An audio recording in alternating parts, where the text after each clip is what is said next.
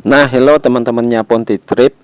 Jadi pada video kali ini aku berada di sebuah kawasan pemakaman Cina Pontianak atau pemakaman etnis Tionghoa. Oke teman-teman, yuk langsung aja kita masuk ke lokasi pemakamannya nih. Dan sebagai catatan, video ini dibuat atau direkam pada tanggal 18 Agustus 2024. Nah, bicara tentang bulan Agustus, karena itu masuk di bulan ketujuh kalender lunar, itu juga dikenal sebagai bulan hantu lapar atau Cit Nyat Pan. Nah, oke kawan-kawan, yuk langsung aja kita aku cobain akan temenin untuk keliling-liling dulu di sekitar kawasan pemakaman ini. Nah, kawasan ini tuh pemakaman ini berada di kota Pontianak, Kalimantan Barat. Dan memang bukan sebuah pemakaman yang besar juga sih kalau dibandingkan yang pemakamannya Bakti Suci atau pemakamannya Sungai Raya di Kecamatan Sungai Raya atau pemakamannya Seliung. Seliung itu di Sungai Pinyu, Kabupaten Mempawah, atau sejumlah pemakaman yang ada di kota Singkawang. Maksudnya pemakaman Tionghoa di kota Singkawang.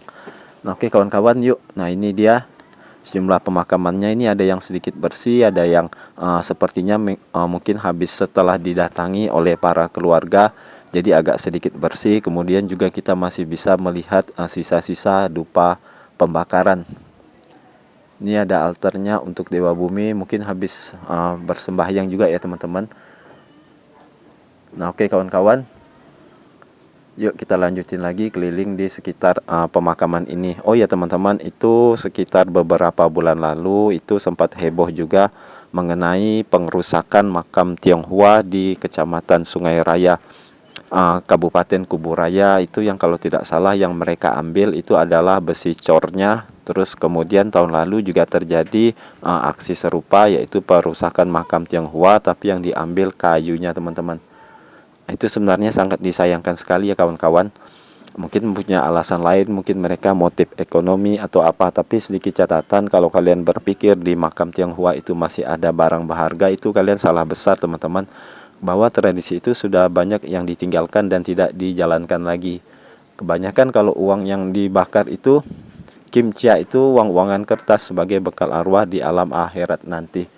Nah, oke teman-teman, yuk kita lanjutin lagi pemakamannya. Nah, ini ada satu makam yang sepertinya sudah habis dibongkar atau sudah mengalami pindah makam. Jadi batu nisannya, bongpainya itu tanpa nama nih teman-teman. Nanti aku coba buatin bentar dulu. Nah, ini aku kasih liatin ya. Nah, ini dia tuh guys. Nah, itu tempatnya nih kosong nih teman-teman. Jadi ini kosong sama sekali, tanahnya tidak ada, peti matinya pun juga sudah tidak ada. Kalau yang ini masih ada teman-teman, ini masih full, jadi ada tanahnya dan ada peti matinya. Tapi kalau yang ini sudah kosong sekali. Alasan untuk dilakukan pemindahan makam atau pindah peti itu bermacam-macam teman-teman, tergantung situasional dari pihak keluarga. Ya mungkin mereka pindah ke tempat lain yang agak sedikit jauh, jadi supaya tidak menyulitkan nanti dalam upacara cengbeng atau perayaan cengbeng, hari leluhur atau sembahyang leluhur. Jadi mereka lebih memilih pindah makam nih. Nah, ini dia bongpainya itu sudah tanpa nama atau namanya sudah dilepaskan teman-teman. Biasanya kalau mau pindah makam mereka berkonsultasi dulu dengan sejumlah pihak, termasuk pihak yayasan atau pihak yang lebih mengetahui lah. Nah, oke teman-teman, ini makamnya sudah kosong kawan-kawan ya, jadi sudah tanpa ada lagi yang dimakamkan di situ. Nah, ini tempatnya, tempat pembakaran abu ya betul, untuk uang kertas, replika apa segala macam lah. Biasanya kalau sembahyang leluhur itu yang dibawa itu yang wajibnya itu ada lilin, dupa wangi, terus kimcha, uang kertas, terus juga ada minuman, teh, kopi, arak. Terus kalau makanannya itu nggak salah ada tahu putih, kemudian ada ayam, babi juga, ada ikan, udang, sotong.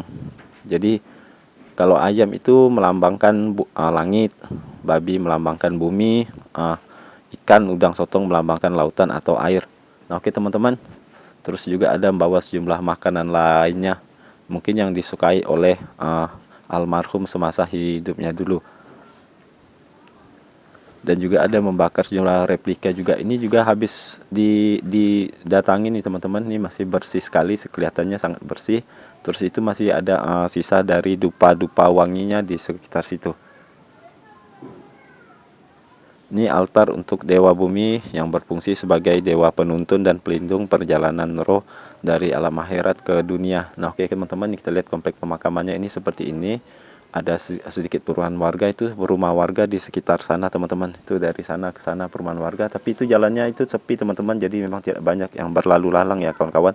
Jadi kalau jangan heran kalau di sekitar sini itu memang tidak banyak yang berlalu lalang. Jadi kalau terjadi aksi-aksi serupa seperti di Kecamatan Sungai Raya itu yang pengrusakan makam, itu agak susah juga sih kawan-kawan.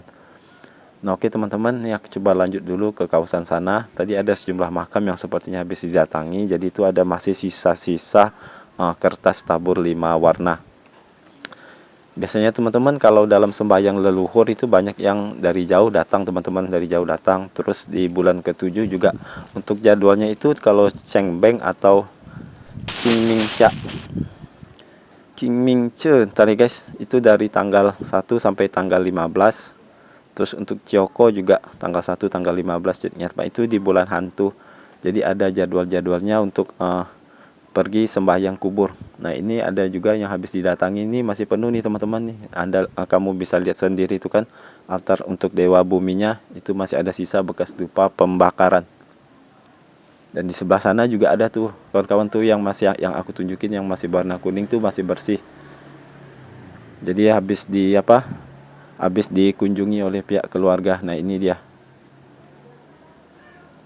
contoh dupanya yang biasa dibawa ke sini, biasa berarti habis dikunjungi dan kuburannya pun memang agak sedikit bersih.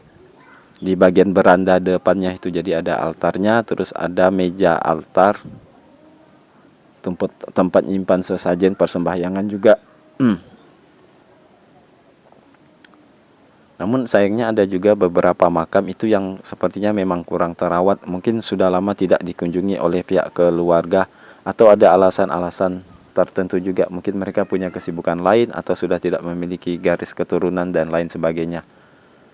Nah, oke teman-teman,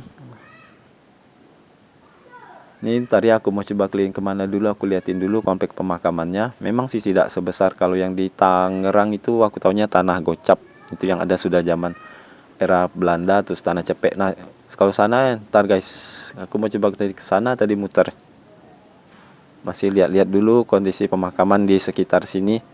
Dan ini pemakaman Cina Pontianak. Ini masih bagus sekali nih teman-teman, ini masih bagus, masih bersih, pemakamannya bersih dan besar. Tapi aku nggak bisa menyebut apakah ini termasuk makam yang besar di kota Pontianak atau makam terindah di kota Pontianak, makam Tionghoa tercantik di kota Pontianak ya. Tapi yang jelas aku lihat di sini sih bersih teman-teman, ini bersih, sepertinya bersih. Itu berandanya juga, meja altarnya juga itu habis didatangi apa segala macam lah. Di bagian beranda luarnya juga bersih. Terus di bagian ininya juga nih sepertinya sudah habis disapu apa segala macam. Ya mungkin sudah didatangi beberapa waktu lalu oleh pihak keluarganya. Ini untuk Dewa Bumi. Ada yang di sebelah kanan, ada yang di sebelah kiri. Sebelah kiri berarti kalau nggak salah dimakamkan itu laki-laki, kalau yang di sebelah kanan itu perempuan. Namun bisa juga di dalam satu lubang satu makam itu ada 2 peti teman-teman. Biasanya tuh suami istri atau yang mungkin sudah ada wasiat nih. Nah, ini teman-teman nih aku liatin ya. Ini ada sedikit retak. Nanti kita coba lebih dekat. Ini ada sedikit retak, tapi retaknya itu bukan karena dirusak teman-teman, dan ini beda kawan-kawan. Ini lebih ke struktur pondasinya mungkin dari makamnya tuh kan bisa kalian lihat sendiri, ini ada bekas lubang, tapi ini retaknya ini bukan karena dirusak tapi karena strukturnya ini mungkin sudah agak sedikit lepas nih, dan ininya terbuat dari batu. Biasanya ini makam-makam Tionghoa yang mahal seperti yang di banyak tempat nih mungkin datang dari luar. Nah, kalau ini bagian bawahnya nih teman-teman, ini kan ada struktur tanahnya juga. Nah, ini bekas-bekas pembakaran. Di sebelah sana malah tadi itu banyak rumputan, karena mungkin ada yang banyak yang tidak didatangi juga. Nah, ini juga tinggi teman-teman, tapi di bagian depannya ini malah bersih, nggak apa-apa kawan-kawan, masih bersih, masih dalam keadaan layak. Nah, ini kan bersih sekali. Nah, mungkin ini juga sepertinya habis didatangi oleh pihak keluarga nih, aku kurang tahu sudah berapa lama, tapi aku lihat di bagian meja depannya ini bersih. Nah, ini tadi masih ada bekas sisa lilin di bagian sana. Nah oke teman-teman, masih di pemakaman Tionghoa Pontianak. Bentar ya kawan-kawan. Nah ini makamnya juga bersih kawan-kawan, nih bersih bagus. Tapi tadi sebenarnya tuh mau cari pemakaman klasik sih sebenarnya. Nah ini kawan-kawan, nih ya, ada bekas-bekas nih kan, ada dupa wanginya. Jadi memang biasanya sih memang ada beberapa warga Tionghoa tuh yang melakukan persembahyangan atau sembahyang kubur, dan tujuan mereka pun juga bermacam-macam ya. Jadi ada faktor yang sifatnya situasional, tapi ada juga memang sudah dijadwalin. Oke teman-teman, mungkin cukup segini dulu, nanti sambung next video selanjutnya.